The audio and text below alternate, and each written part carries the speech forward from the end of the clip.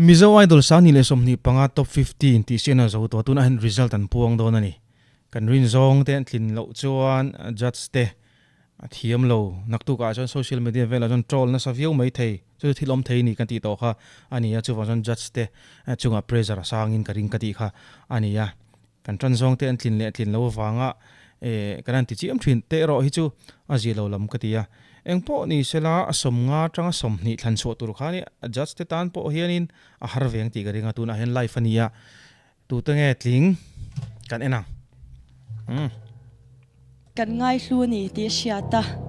ni ma sela he in ti siang na nia akling an no mangaya akling lo an no mangai boxi a result pang tu ni po hi phurom rol walina hu phur oma he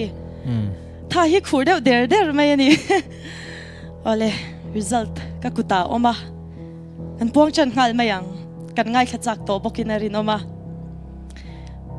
mizo idol voiriat na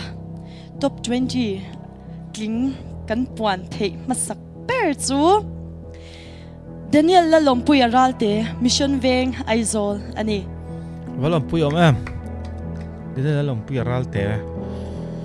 ani zai kalau chik mi alova ale peka uluk dong ngai thak tur ni kan puan sun zom le zelang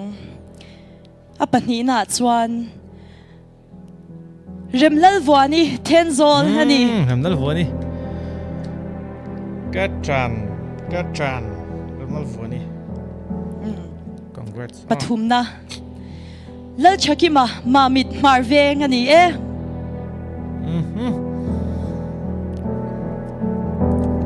om kala thap mai ge chu palina kan puang le ngalang palina hian chinga veng nula Maria lal shat zwali ani om zel pangana kan puangang pangana hian ar lal ompuya durtlang veng lai ani katsuwa mai leka pui master tur ani hi leka pui master tur panga kan puang ta inti siak na ai mai nei pressure hi sanga moti tur ani kan result puan hi adikang kan puan sun zom le nga lang parugna atangin kan chan lenga parugna hian mual chuam north atangin arla remruat puya ani kim ami ga hi kim second pasari na horoscope an ti mi kha Angela zonun moi chalkang li liveng ani katran hei po katran kan si pai pol pui le nga la pariat na tan chuan mi pui te na kan ngai hlut em Emmanuel la remruata tuikwal south ani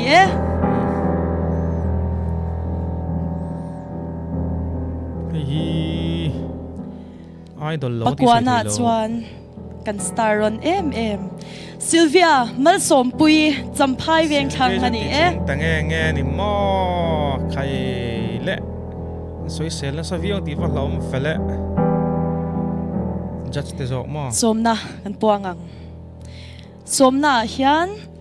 zorin sanga scholarship veng lai leighton ramthar ani yes hei po le ka pui bo mi tur tho ani hi zorin sanga som kan puang ta top 20 ya spot som som to lo on batam do nem bi takin rin dan te ngai dan te bo kan nei na sai na rin oma som dang kan puan sun zum le nga lang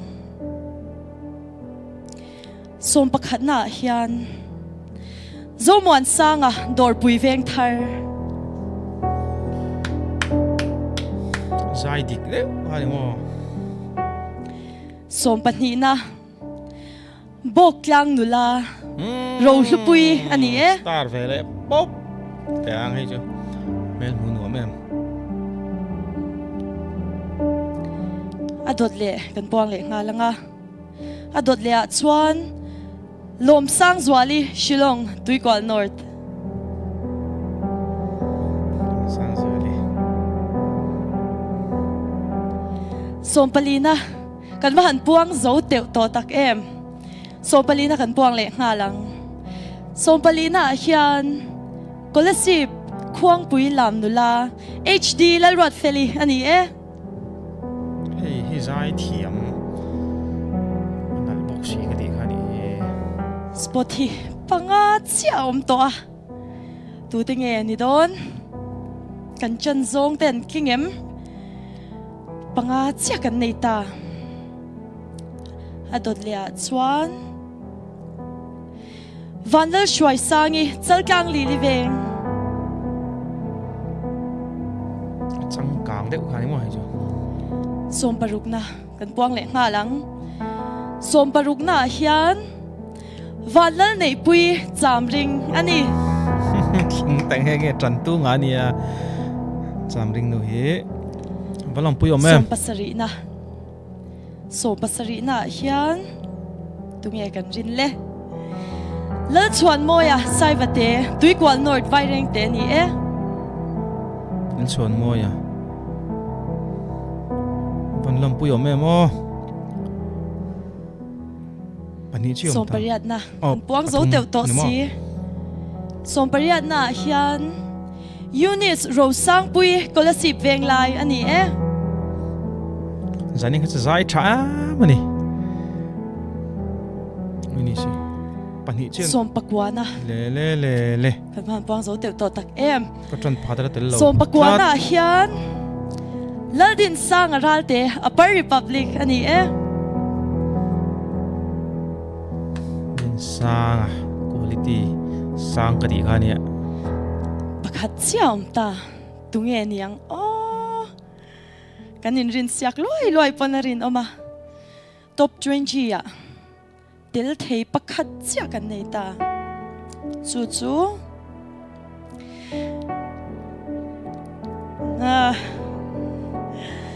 Christina zodin pui ratu ani e moi deu tham moi deu ka ti kha tel lo tlat mai ka van ui kum som pasari le ka upa khama tikhan top 20 akling te kan shekim ta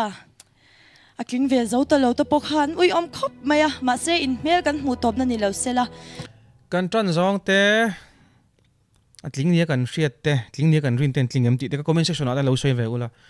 tun tum mizo idol hi hei an kan soilok du chu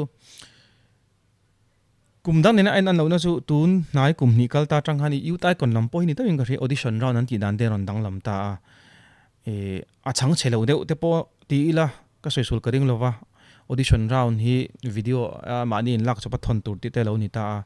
vo bi kan ti te le ai zai thiam tuk lem lo ron ti ve to pang si te khan om to lem lova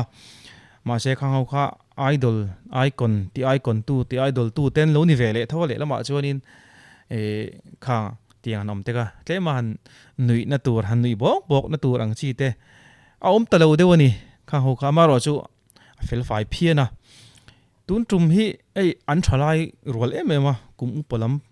upal tuk an tiang chi kha anom lem lovin ka shea tun top 50 angat page one anom lo tlukania an kumain angeni arrange kha azaw lo ni kum somvel ani nge mo ka tia an thalai the thalom comedy contest anti an track up me top 50 live show hemi zaya inti siak na ken to chuan an la that ber thum ani mai ngem o ka tia chutiang vel chone poi moi mem chu